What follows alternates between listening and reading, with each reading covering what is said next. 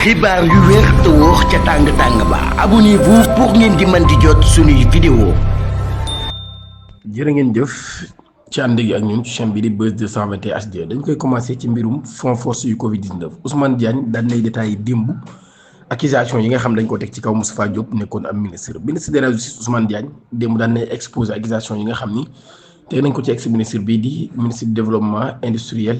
ak nekk ab député jamono ji te ñu sax levé immunité parlementaire ci assemblée nationale.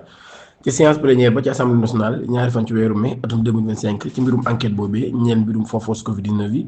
la garde des Sceaux moom mii di Ousmane Diagne ci procès-verbaux yi nga xam nag daan na koy jox procureur général près de la cour d'appel de Dakar et le rapport de la cour des comptes révélant des irrégularités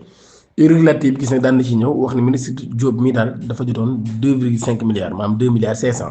ngir jënd nag lu toll ci 6,2 millions ci ay masques maanaam kon 6 millions 200 ci ay masques la waroon a jënd paiement yi nag ñu ngi ko def ci loo xam ne xaalis bi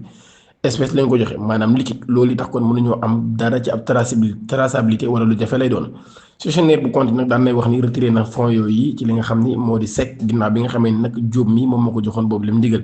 ci ginnaaw ba mën naa di fay ñi nga xam ne nag ñoo di fournisseurs yi ci liquide maanaam kon en espèce ba tey ci instruction bi nga xam ne Diop moo ko joxoon muy am ndigal loolu nag dafay violer article 104 du décret numéro 2020-2978 du 23 avril 2020 loolu daal di wax ni kon fay gi nañ ko def ci chèque wala virement secrétaire général bi daal nay confirmer que ni daal Diop mi daal moom moo tànn ay fournisseurs am daal di mandaté kon directeur de l'administration générale pour le contrat muy DAGE bi ci loolu nag daal comptable daal di wax daan nag daan nañu effectuer retrait yooyu nag daal di totaliser lu toll ci 2 milliards 500 francs CFA ci gestionnaire bi moo am nag ab écart boo xam ne am na ci muy 2 millions 327 mille 500 masques yoo xam ne kon daal ab écart la par rapport ak 6 millions 200 masques yi nga 6 virgule 200 mille 6 millions 200 mille masques yi kon loolu nag daal lañu constaté kon entre assailles ak li nga xam noonu lañu déclaré ci wàllum livraison bi yu ni mel man kon daal loolu yi moom mii di Diop nag kon ci loolu yi lañ koy toppee ci loolu lii lañ koy toppee kon mu nekk nag mbir moo xam ne daan nañ ci lever immunité parlementaire am ngir yóbbu ko ci kanamu enquêteurs yi bu ko defee ñu daal koy diglu ci boobu leen mbir ba tey fonds Covid l'Assemblée daan nañ voté wala sax dina voté ngir 5 anciens ministres le 8 mai le 8 mai boobu nag daal Sénégal kon daan nañu convoqué ab plénière jeudi 8 mai bu 10h jotee ngir ñu xool projet de résolution de mise en accusation de 5 anciens ministres ci kanamu haute cour de justice ku ne xam na ni ñaari député yi nga xam ne dañoo lever seen immunité parlementaire ay ministres la ñu woon avant tout waaye am na nag yeneen ministres yu ci bokk ku ci mel ni Safi Galadima Mansour Faye ak Ismaïla Madior Fall mi nga xam ne ñu ngi koy tudd ci mbirum corruption yu toll ci 50 millions wala sax dem na ba yéeg ba toll ci 250 millions ki nga xam ni moo di Moustapha Diop ak ki nga xam ni moo di Ndeye Saly Diop Dieng ñoom ñaar yi ñoo laaj ci bokkaat ba tey ci boobu la mbir nag assemblée nationale dina ab projet boo xam ne dafay viser ñooñu kon ma tudd muy Mansour Faye Aïssatou Sophie Galadima Ismaïla Madior Fall ak Salimata Diop ñoom ñi ñëpp nekkoon ay ministre ci régime Macky Sall bi ñoom ñu daal dina leen tudd kon ci boobu la mbir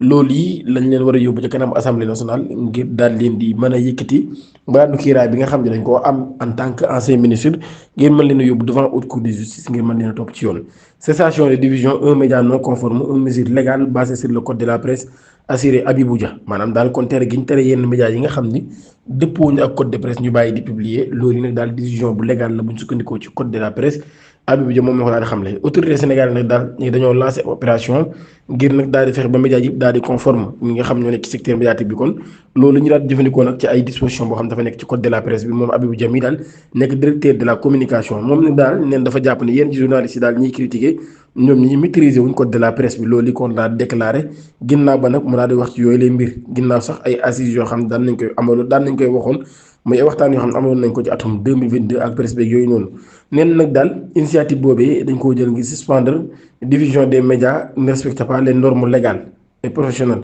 maanaam daal kon médias yi nga xam ne respecté wuñ normes légales et professionnelles daal ñu daal di suspendre seen division décision yi nga xam ne daal jël nañ ko nee na nag dafa tënku ci li nga xam ne moo di code de la presse bi kon nee na kon nekkul lu arbitraire mais ab application la boo xam ne daal dañ koo def ci ab texte boo xam ne dañ koo adopté moom jëm yi nag daal daan nay wax ne daal texte bi daan nay wax ni médias yi nga xam ne dañoo am ab existence légale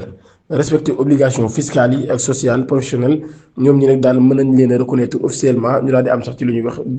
aide publique yi ba tey mi ngi wax ni nag secteur bi ñi ngi souffrir depuis bu yàgg ba léegi nekk ci ay précarité économique maanaam daal si ay jafe-jafe yoo xam ci wàllum économique la ak ay manquement éthique ak manque de régulation maanaam daal ñàkk régularisé bu ñu ko ñàkk régularisé loolu nag daal kon mun na sax rawatina presse en ligne bi ak audiovisuel digital bi mu nekk plateforme yoo xam nag daal dañ leen a recensé ginnaaw bi nga xam ne créé nañ ab cartographie secteur bi nag daan nañ identifier ay structures informelles maanaam daal yoo xam ne kon formé luñ nekkuñu ci benn papier les médias non conformes nag mun ñoom ñi daal nañu jot ab arrêté ngir daal di bàyyi di diffuser ak yu ni mel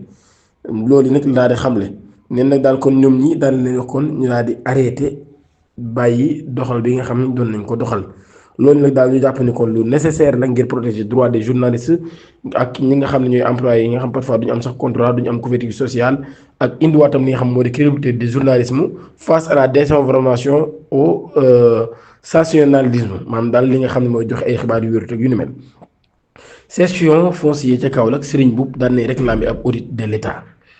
moom mi ci occasion bi nga xam ne daan nañ koy am ngir célébrer journée internationale du travail le 1er mai 2025 daal koy organisé woon agent municipaux yu Kaolack yi maire ba Serigne Mboup daan nay woote ab intervention maanaam daal kon mi ngi sàkku ci état bi mu jël at matuwaayam ngir amal ab audit bu xóot lool ci maanaam ni ñu yoree woon suuf sa ca commune bu Kaolack loolu kon Serigne Mboup daan na koy xamle ginnaaw bi nga xam ne amaloon na ab waxtaan ak ñi nga xam ni ñooy ñay liggéeyee ca mairie ba. Amitié Baobab crack lu doy waar moom moo fa daal di xew ab conflit bu am ci diggante ñaari imam yi sous préfet ba daal di tëj jàkka ja ma ne ko loolu day neex loolu moom ci ab tension daal bu am boo xam ni entre imam ba ak beneen imam ba imam le sous préfet des Almadies Mohamed Lamine Thiam daal day jël ab arrêté àjjuma bii ñu weesu 2 mai ngir daal di tëjlu boobu la grande mosquée di Amitié Baobab crack arrêté bi nag ñu ngi ko jël ginnaaw bi nga xam ne nag daal ñu ngi doon ragal trouble à l'ordre public daal di am justifié na mesure bi nga xam ne daan na koy jël ginnaaw bi nga xam ne incident daan nay am ca suba ga entre autorité entre ñaari imam yooyu daal moom commissaire Thioub nekk chef de commissariat de Dieuppeul daan nay woote ngir ñu daal nag jël boobu la décision ci nu mu gën a gaawee ginnaaw bi nga xamee ni kon daal ñaari imam yooyu ñu ngi doon jàppante ca jumaa ja ba nar a indi coow loolu kon moo tax ñu daal di sàkku nag ñu daal di koy tëj ci nu mu gën a gaawee bañ wutal ko saafara liberté provisoire la chambre d'accusation daan nay bañal Tahirou Sarr ba tey vendredi daal chambre d'accusation financière daan nay confirmer ni kon dañuy wéy di téye ki nga xam ne moo Tahirou Sarr nii nga xam ne nag kon dañ ko may liberté provisoire moom homme d'affaires bii di Seydou Sarr alias Tahirou Sarr moom mi nag daal daan nañu valider kon garantie yi nga xam ne daan na koy joxe selon seen web waaye nag daal ba tey moom mii ñi nga xam ne ni kenn mayu ko li nga xam ne kon moo di liberté provisoire wala liberté sous caution waaye nag dañoo wax nag ay motifs yu différents moom moo tax kon mayuñu ko moom nag ñu ngi ko tegoon loxo depuis 28 février 2025 ci mbirum CENTIF ab rapport boo xam ne génnee na ko ñuy enquêté ci 125 milliards moom Sarr mii ñu teg ko ci loxo moom ak Farba Ngom ak Demba Ngom ak yeneen nit yuñ ci tudd waaye woon nañ ci Amadou Sall juróom-ñaari fan ci weeru mai lañ ko woo ci boobule mbir ñu ngi ko ci tuddee moom lu toll ci fukki milliards ci suñu xaalisu réew mu war a wuy war koo leeral di leen jaajëfal ci ànd gi ak ñun ci chaîne bii di Buzz 221 HD di sàkk ngeen abonné te activé cloche notification bi pour bañ a rater suñu yeneen i vidéo jërë ngeen